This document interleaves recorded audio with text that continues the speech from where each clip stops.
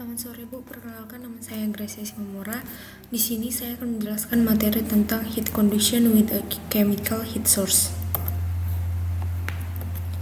Outline yang akan saya bahas pada materi tersebut yaitu yang pertama volume yang terjadi, yang kedua yaitu elemen volume dan penentuan titik koordinat, yang ketiga yaitu penentuan shell energy balance.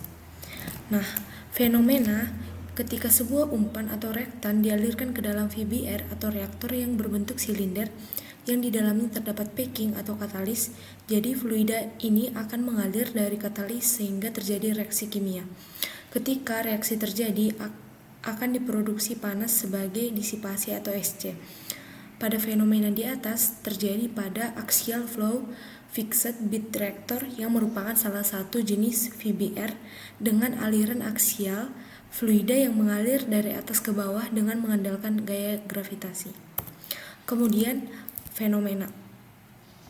Jadi reaktor dibagi menjadi 3 zona daerah, yaitu zona pertama, kedua, dan ketiga. Reaksi kimia itu dilakukan dalam reaktor aliran tubular. Jadi reaktor aliran aksial ini dengan alas tetap, yaitu reaktan masuk pada jet sama dengan min tak hingga dan keluar pada jet sama dengan positif tak hingga. Jadi zona reaksi yang membentang dari jet sama dengan 0 hingga jet sama dengan L. Kemudian di sini saya akan menjelaskan gambar tentang elemen volume. Jadi pada gambar ini, jenis reaktor pada gambar ini yaitu merupakan fixed bed reaktor dengan aliran searah sumbu jet atau axial flow, kemudian diisi dengan partikel padat atau katalis dan inert. Kemudian reaksi terjadi hanya di zona tertentu. Kemudian reaktor yang masuk dari satu sisi, kemudian produk keluar dari sisi lain. Kemudian untuk sistem koordinat pada sumbu jet itu dari gambar di atas, ketika jet sama dengan min tak hingga, maka reaktan sebelum masuk reaktor. Kemudian pada jet sama dengan 0, dia merupakan awal zona reaksi. Kemudian jet sama dengan L merupakan akhir zona reaksi. Dan jet sama dengan positif tak hingga merupakan produk setelah keluar reaktor. Ini yang artinya reaksi hanya terjadi antara jet sama dengan 0 sampai jet sama dengan L. Untuk pembagian zonanya yaitu zona pertama, kedua, dan ketiga, kita bahas tentang zona pertama, di mana jet lebih kecil dari 0. Dia itu berisi tentang partikel inert, kemudian tidak ada reaksi yang fungsinya itu untuk menstabilkan aliran, kemudian pemanasan awal atau preheating, kemudian menghindari hotspot di inlet. Kemudian untuk zona kedua di mana 0 lebih kecil dari jet dan jet lebih kecil atau sama dengan L kemudian zona reaksinya itu dia berisi tentang partikel katalis, kemudian reaksi kimianya di sana berlangsung, dan disinilah konsentrasi berubah, suhunya juga berubah, kemudian laju reaksinya dihitung. Pada bagian yang bertanda dengan delta jet, di mana delta jet itu dia merupakan elemen volume diferensial, kemudian dipakai untuk menurunkan neraca massa dan energi. Untuk zona yang ketiga, di mana jet sama dengan L, dia berisi partikel inert, kemudian tidak terjadi atau tidak adanya reaksi yang terjadi. Kemudian fungsinya yaitu fungsinya yang pertama yaitu untuk menyempurnakan konversi termal, kemudian menstabilkan produk sebelum keluar. Untuk partikel inert versus dengan katalis, yang kita bahas pertama yaitu tentang partikel inert. Partikel inert ini dia tidak mempercepat reaksi, kemudian tidak ikut bereaksi, yang berfungsi untuk yang pertama yaitu sebagai kontrol volume, yang kedua yaitu sebagai distribusi aliran, kemudian yang ketiga itu sebagai keselamatan operasi. Kemudian untuk partikel katalisnya dia berfungsi untuk mempercepat reaksi, kemudian yang kedua yaitu tempat terjadinya reaksi kimia, kemudian sumber panas reaksi di mana terjadi reaksi exotherm dan endotherm. Kemudian pada dinding reaktor atau insulate wall, di mana tertulis insulate wall yang artinya reaktor terisolasi panas, kemudian tidak ada perpindahan panas ke lingkungan. Secara neraca energi dia merupakan Q sama dengan 0, di mana ini asumsinya penting untuk menyederhanakan persamaan energi. Kemudian untuk reaktan dan produk, di mana reaktan ini dia masuk dari inlet, kemudian produk ini dia keluar dari bawah atau outlet. Yang maknanya itu dia berarti sistemnya dalam elemen volume ini dia berada dalam keadaan steady flow, kemudian aliran satu arah atau plug flow.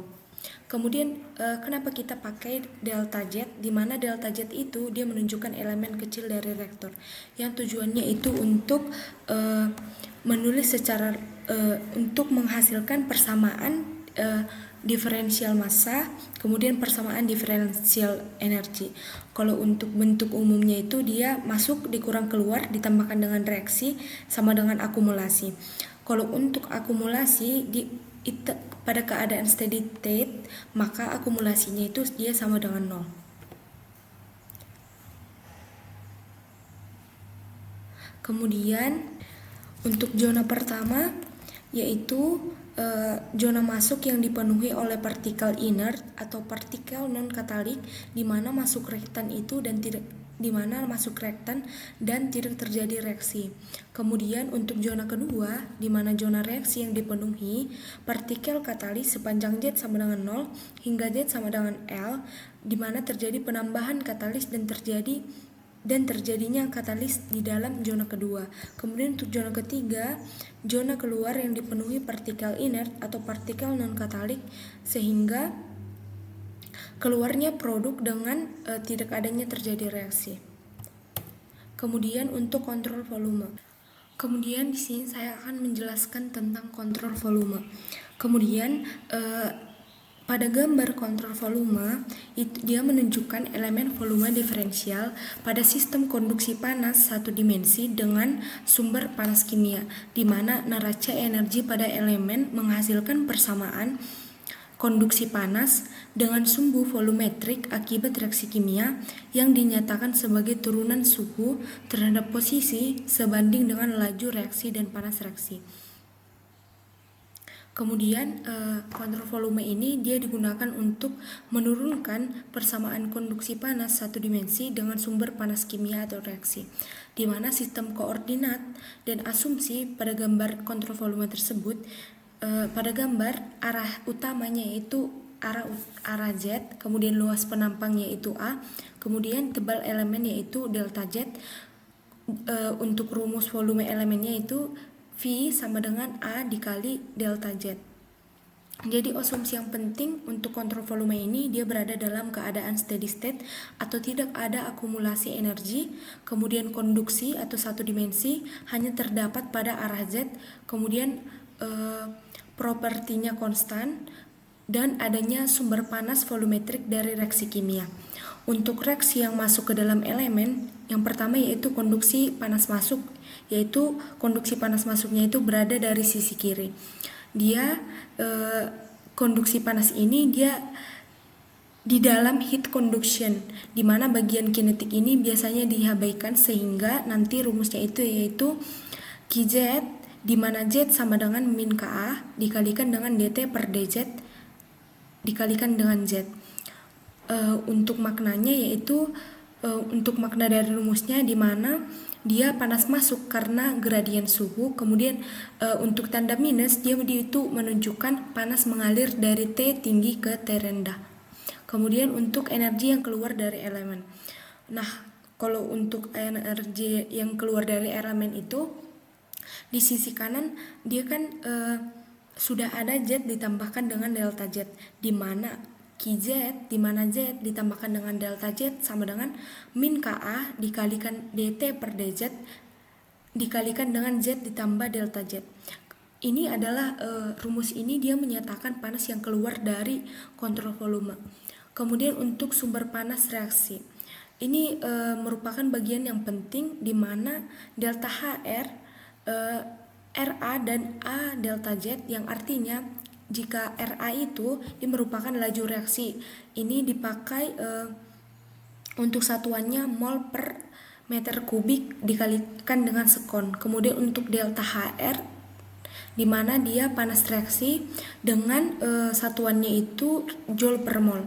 Sehingga nanti kita akan mendapatkan persamaan di mana Q gen sama dengan min HR RA dikalikan dengan A delta Z, di mana ketika pada tanda reaksi eksoterm di mana min delta HR lebih kecil dari 0 dan reaksi eksoterm itu min delta HR lebih kecil dari 0. Untuk persamaan energi pada elemen delta Z itu prinsip dasarnya yaitu masuk dikurangi dengan keluar ditambah yang dihasilkan itu sama dengan 0. Kemudian pada bagian dengan A delta Z, setelah kita masukkan dia ke dalam, habis ini nanti saya akan jelaskan pada bagian slide selanjutnya. Kemudian untuk asumsi yang kita pakai pada materi ini yaitu yang pertama yaitu fluida mengalir melalui tabung reaktor dalam aliran turbulen yaitu dengan kecepatan aksial seragam pada nilai superfisial. Kemudian yang kedua, densitas, laju aliran massa dan kecepatan superfisial semuanya tidak bergantung pada R dan Z. Kemudian untuk yang ketiga, dinding reaktor diasumsikan terisolasi dengan baik sehingga suhu dapat dianggap tidak bergantung pada R. Kemudian yang keempat yaitu laju volume produksi energi panas melalui reaksi kimia. SC itu dia merupakan atau sebagai fungsi dari tekanan, suhu, komposisi, dan aktivitas katalis. Kemudian untuk identifikasi penyebab transportnya yang pertama yaitu konduksi. Kemudian identifikasi penyebab transport konduksi di mana dia ada karena terjadinya perpindahan panas antara molekul reaktan, katalis dan produk secara konduktivitas. Kemudian untuk konvektif, ketika umpan atau reaktan dimasukkan pada reaktor di mana pada saat zona kedua katalisnya maka akan terjadi pergerakan bulk fluida. Kemudian yang ketiga, work done by system dari molecular transport, dia bergerak molekul menyebabkan umpan dan katalisnya bereaksi dan menghasilkan produk. Kemudian untuk work done on system dari external force di mana tidak ada di sini karena reaktor tidak bergerak atau diam untuk membuat fluida itu bergerak. Kemudian identifikasi area penampang yang dilalui yaitu arah Z. Kemudian identifikasi laju produksi energi terproduksi yaitu ada karena terdapat disipasi dari energi kimia menjadi panas SC. Kemudian di sini saya akan menjelaskan tentang shell balance. Di sini saya akan menjelaskan tentang shell balance. Jadi shell balance itu dia yang masuk dikurangi dengan yang keluar ditambah dengan generasi, dia menghasilkan atau sama dengan akumulasi. Untuk kasus steady state maka akumulasinya itu dia sama dengan 0. Nah, shell yang dipakai pada materi ini yaitu dia adalah silinder tipis di mana jari-jarinya adalah sama dengan R, kemudian dia memakai tebal dan panjang dia sama dengan L. Kemudian untuk luas dan volume penting yang kita pakai pada shell balance ini, luas penampang radialnya sama dengan AR sama dengan 2 VRL. Untuk delta V nya dia dipakai 2 VRL delta L. Kemudian untuk neraca energi balance-nya. Kemudian untuk neraca energi balance kita pakai energi masuk dikurangi dengan laju energi keluar ditambahkan dengan energi yang dibangkitkan dia sama dengan 0 karena kita memakai dalam atau berada dalam keadaan steady state dan tanpa kerja maka dia sama dengan 0. Kemudian untuk energi masuk atau konduksi panas, energi masuknya dari arah R maka Q in sama dengan QR dikalikan R dikalikan dengan A dengan AR sama dengan 2 VR, jadi Q in-nya sama dengan QR dikali R dikalikan 2 VRL. Untuk energi keluarnya, energi keluar di R ditambahkan dengan delta R, dia Q out sama dengan QR dikalikan dengan R ditambah delta R dikalikan dengan 2 V dikalikan R ditambah delta R dikalikan dengan R. Untuk energi yang dibangkitkan atau heat generation. Nah, jika ada pembangkit panas volumetrik atau QG atau dia dalam satuan W per meter kubik, maka Q-nya sama dengan QG dikalikan dengan delta V dengan delta V sama dengan 2 VRL. Untuk setelah itu kita masukkan nih ke dalam neraca energi. Kemudian setelah kita masukkan dia ke dalam neraca energi yang ada pada gambar tersebut, kemudian kita bagi dengan 2 VRL. Nanti dia akan menghasilkan persamaan RQR dikalikan dengan R dikurangi dengan R ditambah delta R QR dikalikan dengan R ditambah delta R ditambahkan dengan QG dikalikan R dikali delta R, dia akan sama dengan 0. Setelah itu kita masukkan dia ke dalam limit di mana delta R menuju 0. Kemudian kita susun ulang persamaannya, R ditambah delta R QR dikalikan dengan R ditambah delta R dikurang R QR dikalikan R per delta R, dia akan sama dengan QGR. Kemudian kita masukkan, ambil limitnya, di mana D per DR dikalikan R QR sama dengan QRG. Untuk hubungannya dengan hukum Fourier, setelah kita masukkan ke dalam limitnya, sekarang kita akan menghubungkan dengan hukum Fourier. Dari hukum Fourier atau konduksi panas, di mana QR sama dengan min K dt per dr, kita substitusikanlah ke persamaan yang sebelumnya. Dia akan menghasilkan nanti persamaan 1 per R dikalikan dengan D per dr dikalikan R dt per dr ditambahkan dengan QG per K dia sama dengan 0. Ini merupakan persamaan diferensial konduksi panas silinder yang sudah kita turunkan. Kemudian untuk slide selanjutnya, nah kemudian kan kita sudah mendapatkan dia dari hukum dari persamaan yang tadi, dari shell balance ditambahkan dengan hukum Fourier, kan kita sudah mendapatkan 1 per R dikalikan dengan D per dr dikalikan R ditambah R dt per dr ditambahkan QG per K dia sama dengan 0. Nah kemudian kita kalikan dengan R, di mana dia akan menjadi D per dr dikalikan R dt per dr dia sama dengan min QG per K dikalikan dengan R. Ini merupakan titik awal dari penurunan rumus yang pertama. Kemudian setelah itu kita integrasikan dia terhadap R, di mana nanti persamaannya integral dari D per dr dikalikan R dt per dr dia akan sama dengan integral dari min QG per K dikalikan R dr. Kemudian nanti dapatlah hasilnya R dt per dr sama dengan min QG per 2K dikalikan R kuadrat ditambahkan C1. Kemudian setelah itu kita bagi nih dengan R, di mana nanti dia akan menghasilkan persamaan dt per dr sama dengan min QG per 2K dikalikan dengan R ditambahkan dengan C1 per R. Kemudian setelah itu kita dari integrasi yang pertama kita masukkan lagi dia ke integrasi yang kedua. Setelah itu kita integralkan lagi menjadi nanti persamaannya T dikalikan TR sama dengan integral dari min QG per 2K dikalikan dengan R ditambah C1 per R dikalikan dengan DR. Nanti dia dapat hasilnya TR sama dengan min QG per 4K R kuadrat ditambahkan dengan C1 ln R ditambah C2. Nah ini merupakan solusi umum untuk konduksi panas silinder dengan heat generation. Kemudian kenapa sih kita harus bagi menjadi beberapa zona? Kan di zona tadi ada terdapat zona 1, zona kedua, dan zona ketiga. Ini merupakan sifat fisik atau kondisi berbeda di tiap daerahnya. Nah kalau untuk zona pertama dia merupakan ada pembangkitan panas di mana QG dia tidak sama dengan 0. Kemudian untuk zona kedua tidak ada pembangkitan panas di mana QG sama dengan 0. Untuk zona yang pertama yang tadi yang ada heat generationnya, dia kita masukkan dulu dia ke persamaan suhu. Di mana persamaan suhunya itu yaitu T1R sama dengan min QG per 4K R kuadrat ditambahkan dengan C1 ln R ditambah C2.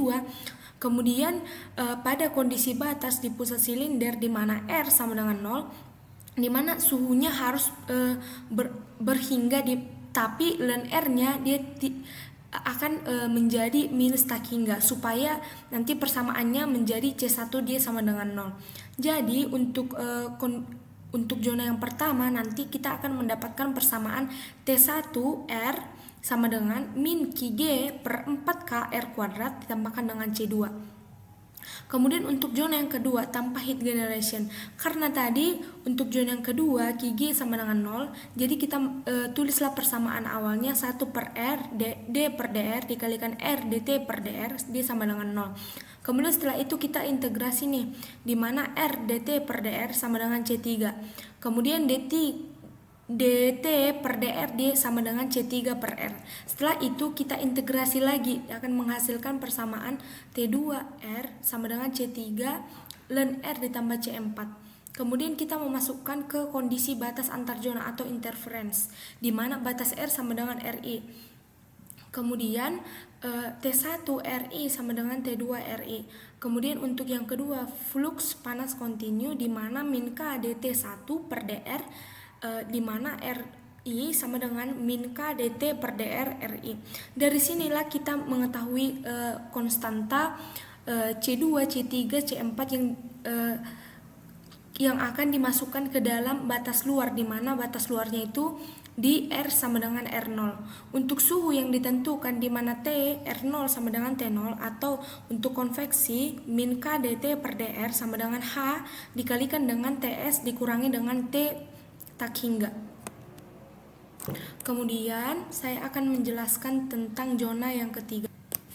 Nah, untuk zona yang ketiga, untuk persamaan konduksi silinder dari persamaan zona yang ketiga, dia itu 1 per R D per DR, di mana R DT per DR sama dengan 0. Ini karena QG dia sama dengan 0. Kemudian setelah itu, setelah masuk ke dalam persamaan umum dari zona ketiga, kemudian kita integrasikan masuk ke integrasi yang pertama, di mana D per DR dikalikan dengan R DT per DR dia sama dengan 0. Kemudian kita integrasikan dari integrasi yang pertama, dia menghasilkan persamaan R DT per DR sama dengan C5. Kemudian pada zona yang ketiga dia tertulis DT 3 per DR dia sama dengan 0, yang artinya kalau untuk C5 dia sama dengan 0, berarti tidak ada gradien suhu, kemudian tidak ada flux panas, kemudian panas tidak mengalir pada zona ini, maka persamaannya itu dia gradien temperaturnya sama dengan 0. Kemudian setelah itu, setelah kita integrasikan dari integrasi yang pertama, kita masuk lagi ke integrasi yang kedua, di mana DT3 per DR sama dengan 0, di mana T3 sama dengan C6. Dia ini merupakan temperatur konstan. Inilah kenapa zona ketiga sering ditulis sama dengan T sama dengan tak hingga dan T sama dengan 0. Kemudian untuk kondisi batas pada C3, T3 sama dengan T tak hingga, atau kita pakai konversi dari zona kedua sampai zona ketiga, dia akan mendapatkan persamaan min K D3 2 per DR, di mana R sama dengan R0, di mana sama dengan H dikalikan TS dikurangi T sama dengan min kurang tak hingga. Kemudian untuk DT per DR sama dengan 0, ini merupakan dia yang artinya tidak ada heat generation, kemudian tidak ada variasi posisi. Kemudian untuk zona yang ketiga, dia cuma memberi nilai suhu tetap dan bukan memberikan nilai fungsi dari R. Makanya dia tidak memiliki ln R, kemudian tidak ada R kuadrat, dia merupakan langsung ke dalam konstantanya. Kemudian untuk penyambungan dari zona pertama, kedua, dan ketiga, kan tadi untuk zona yang pertama itu dia ada pembangkit panas, kemudian suhunya itu merupakan fungsi dari R kuadrat. Untuk zona yang kedua dia tidak ada pembangkitan, kemudian suhunya merupakan fungsi dari ln R. Kemudian untuk zona yang ketiga dia tidak ada gradien, kemudian suhunya konstan. Kemudian ini akan mendapatkan nanti kita akan ketika disambungkan zona pertama, zona kedua, dan zona ketiga, dia akan mendapatkan persamaan kontinuitas suhu, kemudian kontinuitas flux panas, kemudian bisi luar atau konveksi, dan atau suhu tetap. Sekian dari presentasi saya, Bu. Terima kasih.